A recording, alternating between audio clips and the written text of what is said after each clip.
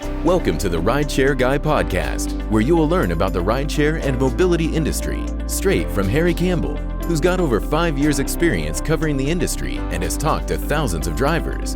There's no better place to stay up to date, entertained, and educated. So let's dive in.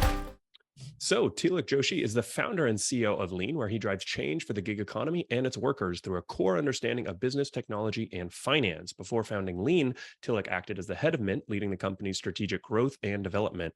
Prior to his time at Mint, Tilak was vice president of product management at American Express and head of data products at PayPal. He's a seasoned product and technology executive with leadership and operational experience across startups, government, and Fortune 50 companies. Now he's bringing this expertise to provide financial products that are tailor-made for gig workers. So Tilak, welcome to the podcast. And it sounds like there's no better person to be working in this financial space than yourself. I didn't realize that you also worked at PayPal, and I think I remember American Express on your bio. Thank you. It's a pleasure to be here, Harry.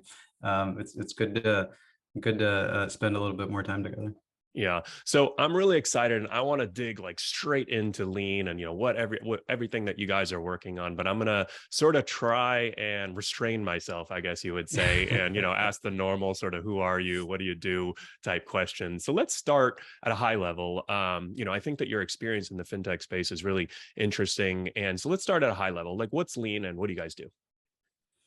So Lean is a financial benefits platform for gig workers. And so basically, it's a bit of a loaded term. What we do is we partner with gig marketplaces and enable them to offer financial products to workers at either free or extremely low prices. So basically, through Lean, individuals can be paid instantaneously every single ride, every single delivery, every single shift at no cost.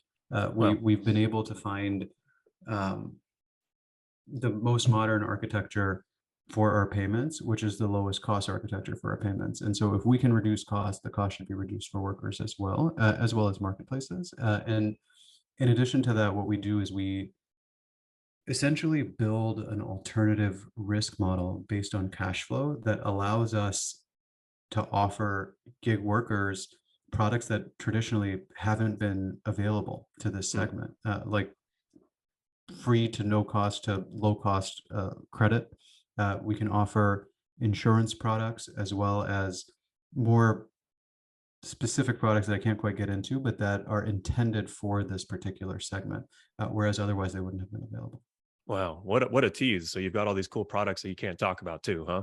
That's right. It wouldn't quite be a conversation with me without a couple of teases. Yeah. So the things I think that stood out to me in your description, B2B. So you guys work with platforms, with operators. I think it also is interesting. You mentioned deliveries, you mentioned rides. So I think you even said staffing or so. You're working across different industries. And then instant pay. I actually like to think of Lean's product. I could sort of joke with it. Others, I call it instant pay 2.0, which we can get into, right? And sort of what it does there. So is that the main product, the instant pay portion? And then you mentioned a few other products. Yeah, that's the most popular. I mean, every partner that we have right now is using our instant payout product to pay individuals the fastest they possibly can on a regular cadence. And then we do have other products. I'm happy to talk about the distinction between 1.0 and 2.0. For sure. Well, that clarification is helpful. I think it might be helpful too to sort of start, because one of the things, that like I have talked about in the past about instant pay in general, that I don't know if a lot of people realize that, if you go out and drive for Uber, you can literally go out, do one ride and cash out that money to your bank instantly. And I don't know exactly how the tech works, but I call it like a reverse ATM transaction. Like think about you go to the ATM. Well, this is the reverse, the money gets deposited right in your account. So talk to me a little bit, like how do the big companies, and I guess even some of the smaller to medium platforms out there, how do they pay their workers right now? Let's take one step back. Yeah, so most marketplaces have a standard about 1 week is the most common pay cycle where somebody can get paid, and then they've introduced options for individuals to be able to cash out earlier. And that cash out is very similar to a reverse ATM transaction. It's called push to debit, which uses MasterCard or Visa rails to pay individuals. And those rails are more expensive because they're from private credit card companies. They're not like traditional ACH bank transfers. And so while individuals today can go and do a ride and cash out, they generally have to pay because it's Yeah. expensive.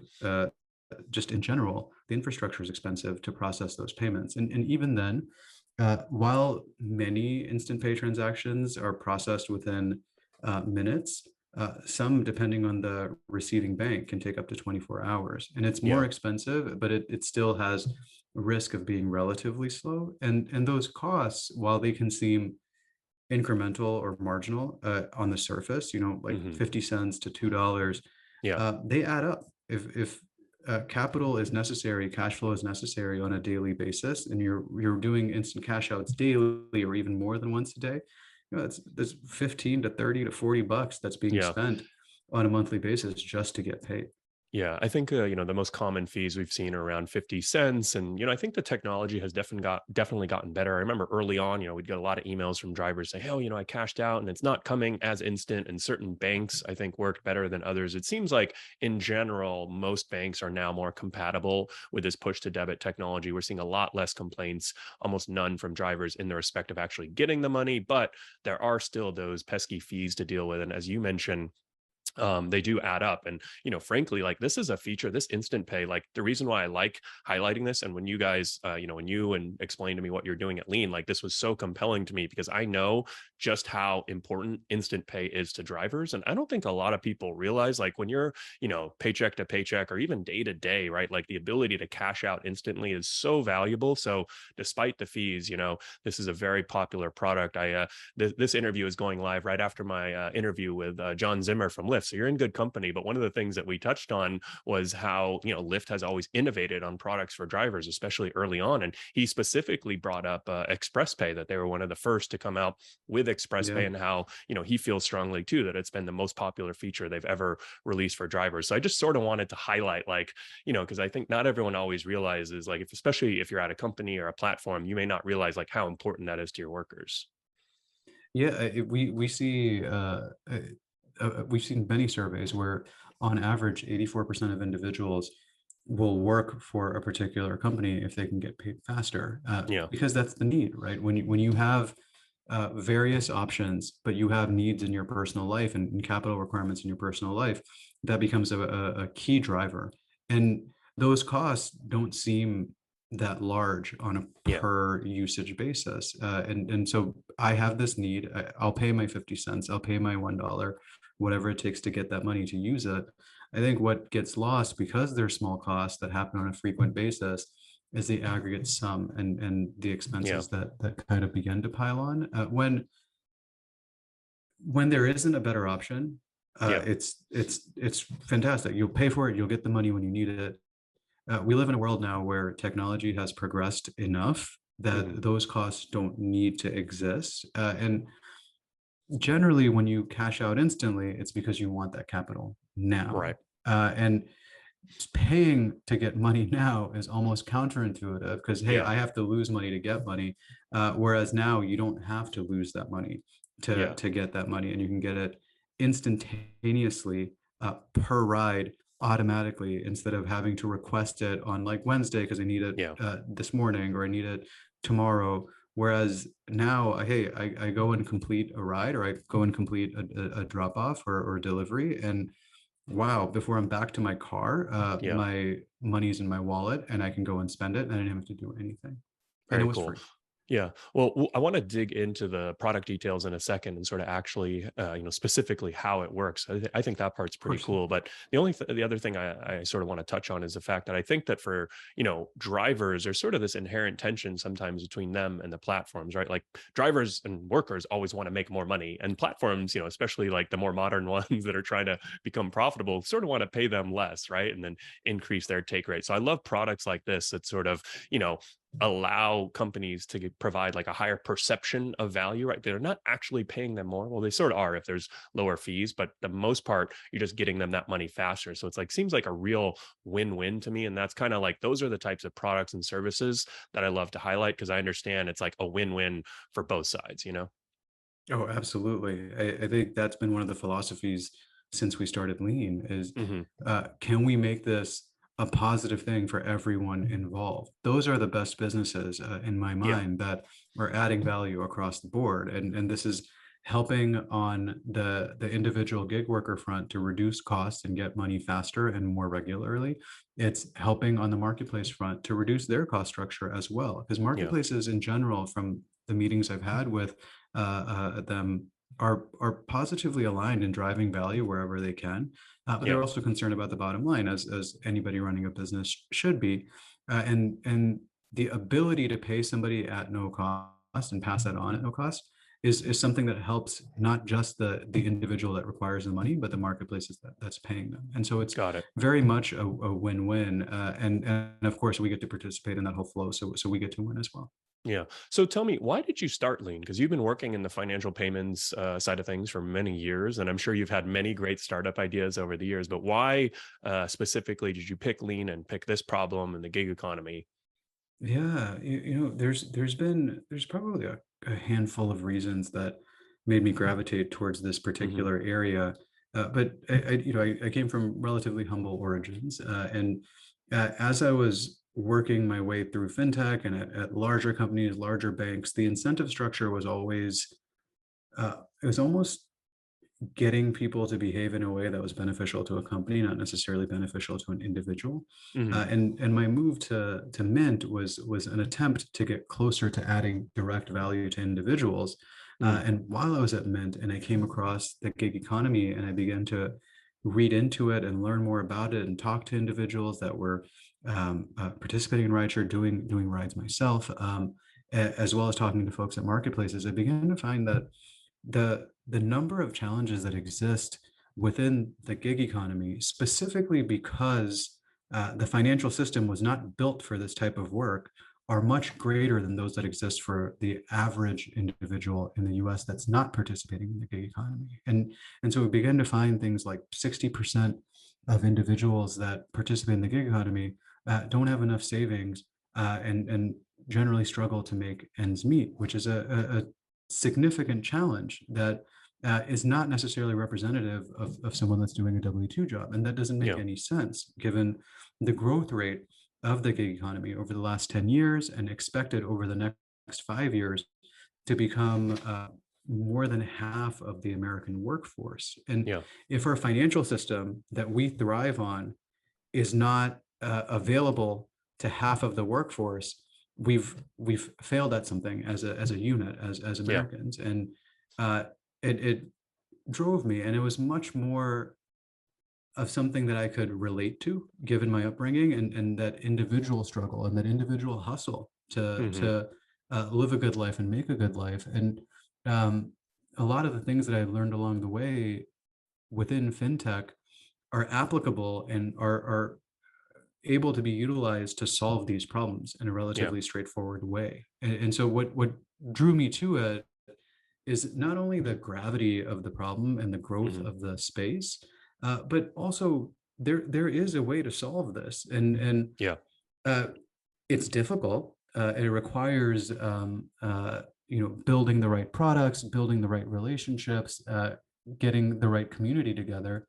But it's absolutely solvable. And the impact from solving this fundamentally shifts the way people work forever. The Yeah. only drawback to working in the gig economy today is the lack of stability, the lack of access to the financial system, and beginning with instant payouts, which is the first area that is of challenge, right? I need my money now. I've Yep. earned it already.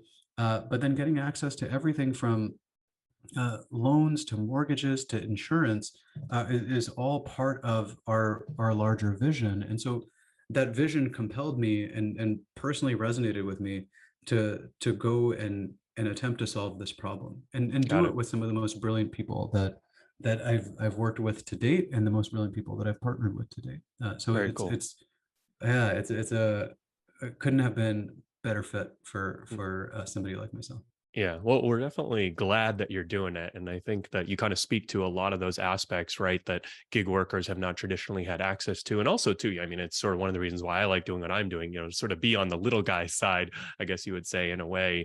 And, so I want to sort of transition and dive specifically into the product, maybe some of the partners and partnerships that you guys Of have course. done, because I know you've made a lot of progress there. So, I mean, let's say I'm, Harry's rideshare company. I would never start my own rideshare company. Way too much work, way too hard. hard, way too costly. But let's say I'm a potential partner, and what's the pitch to me? Why is Lean so compelling? What does the product look like? Like basically, why should I sign up with you guys to pay my workers?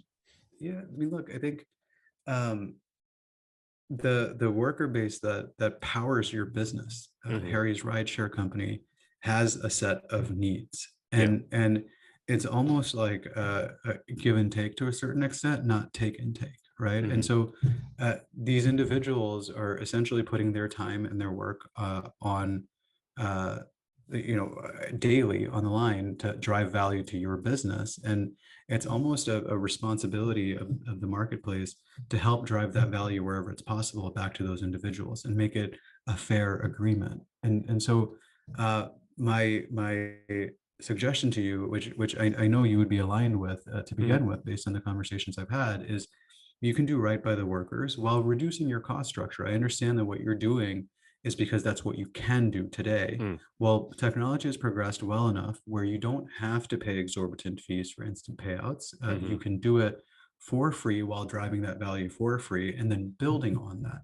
So not only are instant payouts the primary value that you're driving to those individuals, but now you're getting these individuals access to various other financial products, and that builds a deeper relationship as well with your with the base of individuals that are driving value to your business. Now you're driving immense value back, and that creates a deeper relationship where there's far stronger retention, there's far stronger acquisition, because people want to work with you, and you're winning too in this whole relationship, because you get to have the satisfaction of knowing that you've done right by your workforce while actually reducing your cost structure and improving some of your goals as well. Definitely. So it sounds like if I'm switching to Lean, I now, save myself costs, right? No fees to actually run this system. And, I may be passing some of the fees on to drivers, or I may be covering some of it, or some mix of the two. So I sort of save some money there. And then I'm also delivering a lot more value to the drivers, because they would have gone from being paid weekly or, being paid instantly when they manually request it with a fee. And now, like you said, I think one of the coolest parts is that after every single job, every single trip, every single delivery, the money is automatically in your bank account. And so I think that's something that's very cool, because it's like, hey, I did this job and now I have the money, even though you're not going to go out and spend it right then and there, like the tangible, it's almost like a tangible feeling, like it's like cash in your pocket. So I think that aspect is pretty cool. And then is there anything else that I'm missing that's like a main value prop for the partner? Do they get rev share on the interchange fees of the money that's then spent? We do, based on scale, we do have revenue share structures as well for our partners, because we do want everybody to win. And to almost hone in on so the they point save money and then make money. they save money, make money, drive retention, drive acquisition. We're trying our best to make this just a must-have for every single marketplace and all the problems that they face. And with regards to getting cash in the pocket right away, that there's no greater motivator than doing something and then instantly getting the reward. And when I say instant, I've literally been in the checkout line at Target, like about to tap my Apple Pay onto there, and just to see how quick it was, pushed a payout to myself, like when a job was completed. And literally from the point where I took the phone out of my pocket to the point where I tapped, the payout was there. Like it's that instant. It's literally that That's moment. pretty cool. And it's a really good feeling. I mean, hey, I got money coming to me. That's a fantastic. Well, you know what? I'm gonna honestly say, because I think I've been working, with a lot of companies in tech over the past 8 years. This all sounds great. Sounds a little too good to be true, right? It's like, hey, save money, make money. We'll help on retention, acquisition. So, what are the downsides? What are your partners that you're working with? What are their sort of questions or objections that they have? The too good to be true is something that we get quite often. It's, hey, how can you do this? How can you do this for free, right? Payments must cost money, and the answer is twofold there. One, technology has progressed to the point where if you're using banking ledgers, first-party banking ledgers to do payments, the cost is effectively less than 1,000th of a penny.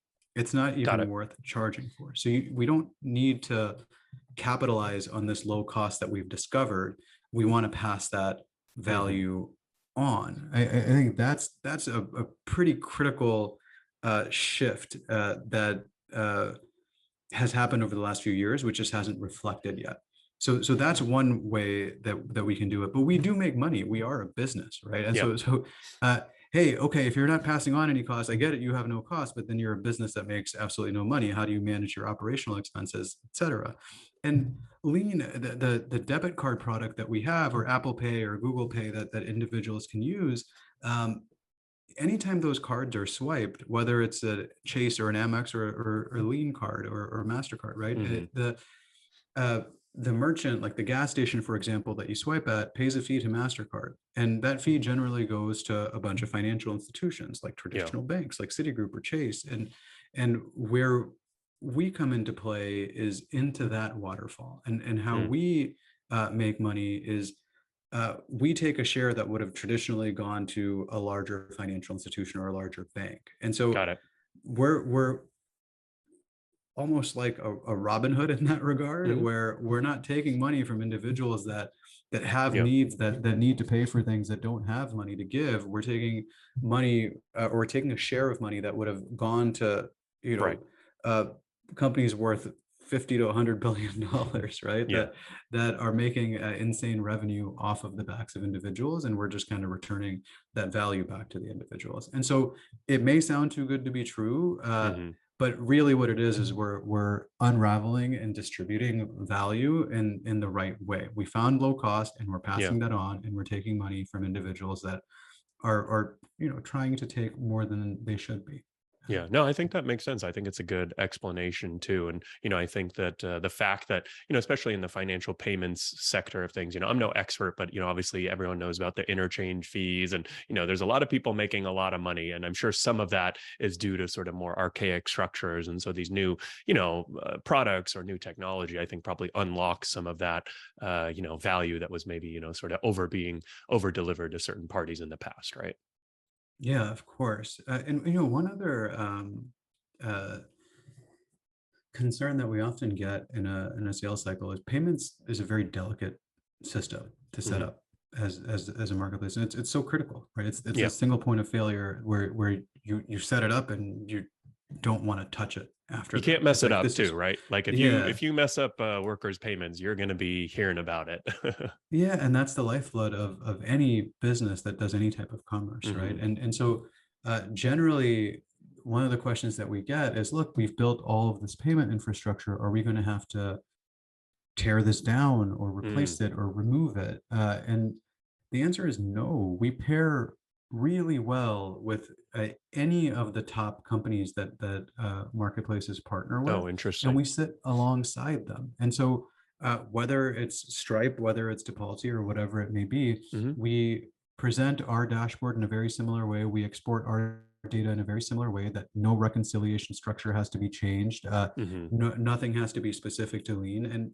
And we are also an opt-in product. We don't require you to move your full base over. So we actually recommend that you don't mess with your payment system, and that you keep your payment system as is, because 100% of people may not opt in. And even if you have 1 to 5% of individuals that choose not to opt in to Lean, you need to be able to pay them. And so your existing payment infrastructure is rock solid for those purposes. Cool. And because we're a banking product, we never want to push somebody onto an account that they don't want. Like our whole purpose is to be friendly to workers and marketplaces, and the last thing that we want is to push anybody into something that they don't want. And so very cool. If there's value alignment, we're there, and we're not going to make you do a whole bunch of engineering work to shift your payment infrastructure and pull out all of your hair and get gray hairs.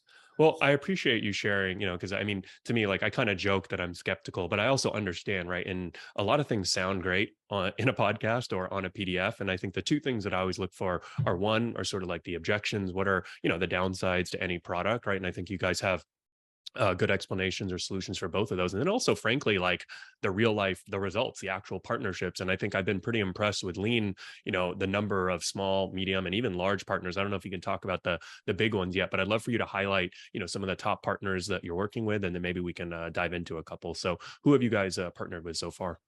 Yeah, I can't share all of them, but I can share a few of them that we recently went live with. Mhm.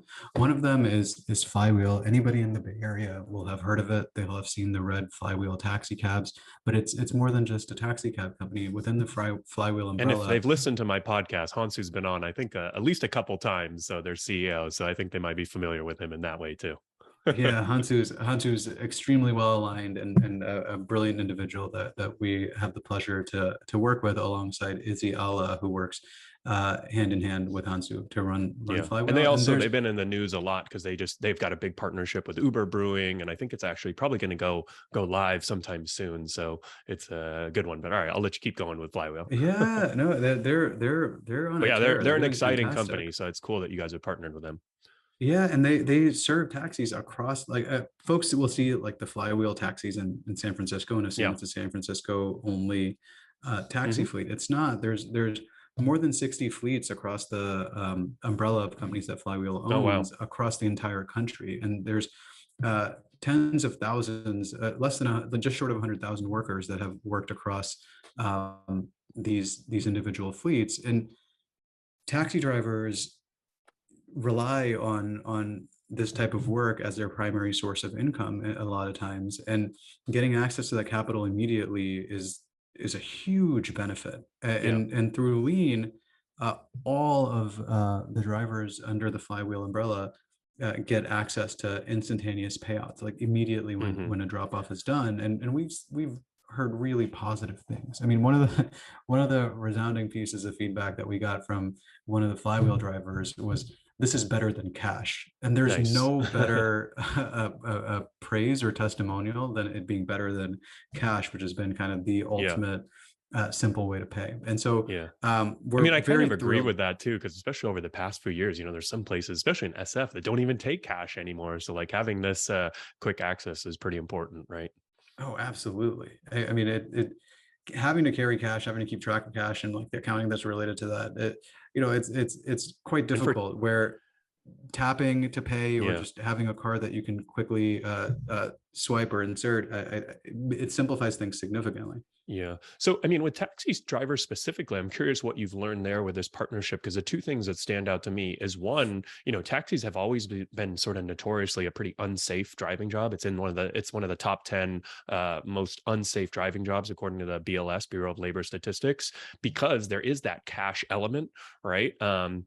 And so it's kind of interesting here, and obviously a lot of payments have moved digital. And then the other thing too, we sent one of our drivers, actually, now that I think about it, he drove Jay Crater drove for, and we did a podcast about this, but he drove for Flywheel in San Francisco a few years ago. And we sort of went through the whole process, and it seemed like there were a lot more, they've got a pretty cool flexible system, a lot of these taxi operators, but it seemed like there were a lot more full-time drivers. So I'm curious what you have sort of learned or uncovered or seen from your initial results from your partnership with Flywheel, specifically in regards to, drivers using lean and things like that.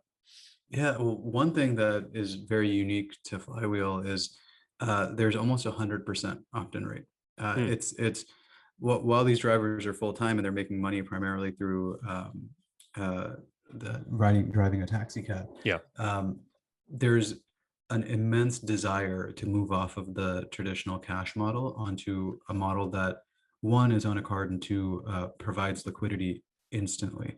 Mm-hmm. The second thing that we've learned is a lot of taxi drivers have to go through very strange processes to have loans made available to them. Like there are Mm-hmm. literally there's a significant portion of taxi drivers that will use Square or something like that to collect partial payments so they can Mm-hmm. become eligible for Square Capital, Hmm. because they need access to a loan and there's no other way for them to become eligible. And so For expenses, or what type of for what type of costs?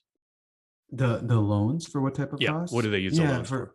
for expenses, for Hmm. leases, to pay the fees that are associated with even Yeah, the doing the rental job. fees. Interesting. Yeah, and in many cases, alongside basic expenses. I Personal mean, loans stuff. are very common for all of us. Hmm. We kind of take that for granted, or many of us take that for granted. Whereas that, within the 1099 segment, within the Yeah. unstable income segment, it's not for granted. And so you have It to also go sounds like to through sort these of hoops. smooth out that cash flow, right? You talked about the stability and the sort of up and down earnings. Some days, weeks, months, years are better than others when it comes to earnings. So yeah, that's a good point. Absolutely. It does help smooth it out. Our spend advance product is intended to do that, where Yeah. What's the it, spend advance product? I don't think we've dug into that, but I know you've told me about it before. yeah, so we give up to $1,000 for free if the individual is eligible, or very low cost. And Hmm. uh, essentially that $1,000 can be used just like a credit line, even though it is an advance and it's not credit. Got it.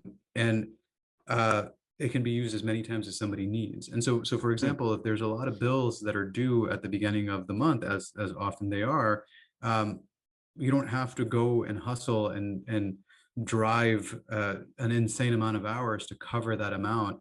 Yeah. We will just give you the funds and the capital that you can use to pay off those bills. And then as you take on jobs throughout the month, you can pay that back directly from just taking on jobs. And so a, a line of capital that is Got it. available to anybody that's eligible across the Lean platform. Very cool. Very cool. Yeah, no, I'm a big fan of Flywheel. And as I mentioned, we've had Hansu on the podcast. And I saw another partner of yours. I'm totally self serving here because I'm just going to keep mentioning podcast guests that have also been partnered with you, Grassdoor. But Zach, Yeah. the CEO of Grassdoor, has also come on the podcast. And I saw that you guys are partnered with them. I'm curious because they, as we kind of highlighted in that in California, they deliver marijuana and you have to have employee drivers. So I'm guessing, That's right. obviously, you guys can work with W-2 employees. So maybe talk about a little bit about your partnership with Grassdoor too. And then I promise I won't make you do this for all your partners. This will be the last one we talk about. Yeah, But you I'm can give happy a to shout talk out to about. your other partners too. Yeah, well, I'm happy to talk about Grassdoor. I think there's an intricacy in there that you mentioned, which is W-2. And there have been a lot of conversations, especially in Mhm. California over the last few years, about W-2 versus 1099 and the classification of individuals and et cetera. If you really look at the difference in classification, it's relatively small. For a Mhm. part-time W-2 worker, you're Got not it. getting that much more outside of a label. What you're getting is potentially workers' compensation, Mhm. which is the equivalent of having occupational accident insurance as a 1099 worker. But unless you're actually working full time, both segments are essentially the same in terms of lifestyle, in terms of challenges Mhm. financially. And so our platform is built for individuals in the gig space. It's not intended necessarily to be exclusive to 1099 Got it. drivers or W-2 drivers. We work across the board. And Grassdoor is a great example of that, where uh, cannabis delivery drivers who essentially have a very similar job to let's say a Lyft driver, for example, or a flywheel driver, for example, they have similar requirements. And so our product plugs and plays as easily with a company that's using a traditional payroll system and allows us, unlike traditional, some folks may have heard of Mhm. earned wage access as a type of Yep. solution, where there's limits, there's different regulations. You can maybe advance up to $500 of somebody's Gotcha. earnings, et cetera.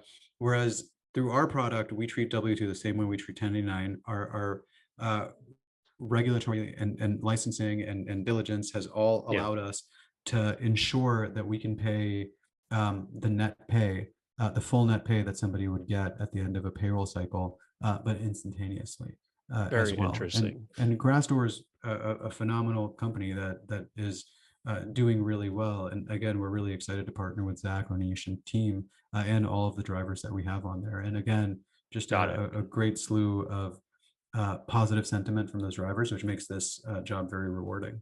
So it sounds like the gist is for the W-2 employees. Obviously, everyone, people at some point have probably worked a W-2 job. They've seen all the taxes and the fees. And it sounds like for me as a driver, I don't really need to worry about any of that. You guys kind of handle that all in the back end, and I still get paid Absolutely. instantly, even though I'm a W-2 employee, which obviously, some companies out there, I think like Alto and Revel are now hiring employee drivers. And then, there's Yeah. certain industries like cannabis, right, where in California, they're required to deliver with employees. So it sounds like, that's no issue there. Because I think the reason why I really like this example is because I think there's so many aspects like kind of instant pay 2.0, which you guys are building, that can really be applied to the broader labor sector. Like obviously a lot of companies in the gig economy are using instant pay, and now some are starting to get onboarded with lean. But like, why can't people at Starbucks, get paid? Like, I feel like Mhm. I imagine if like the CEO of Starbucks like knew about this would be like a slam dunk. So I'm curious, like, what do you think about your sort of future potential? Like, obviously there's a ton of platforms in the gig economy space. Like, talk a little bit